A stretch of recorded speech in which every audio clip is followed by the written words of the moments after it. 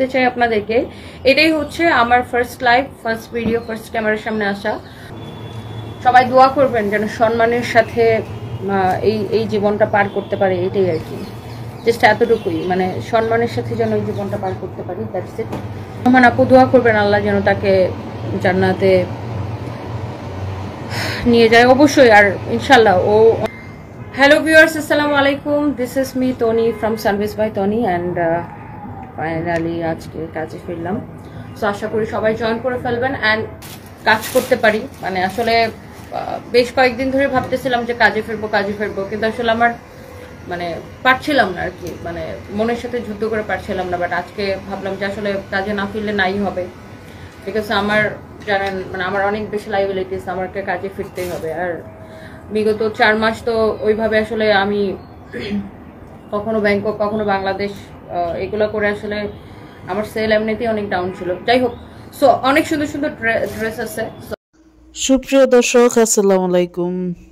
এটা তনির স্বামী চলে যাওয়ার পর এটা তার প্রথম লাইভ, এবং সেই লাইভের মধ্যে আয়সা তনি হাউমাউ করে কান্না করতেছিল যে তার স্বামী তাকে একা রেখে চলে গেছে, সেই বাকি দিনগুলা কিভাবে কাটাবে।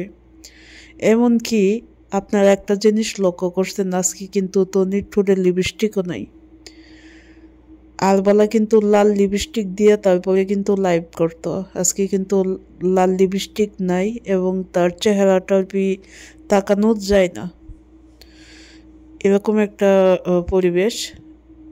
এক কথায় বলতে গেলে সে আজকে মেকআপ ছাড়াই আসছে।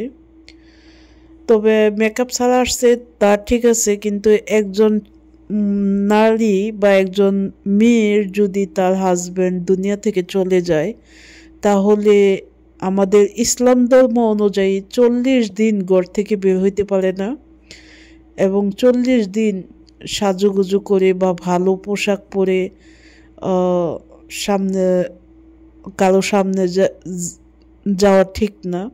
এটা আমি মুরব্বীর কাছ থেকে শুনছি।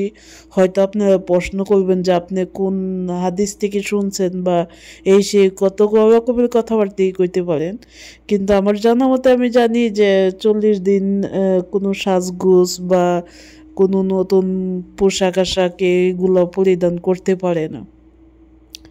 তো সে অনেক কান্নাকাটি করছিল, আপনারা বিস্তারিত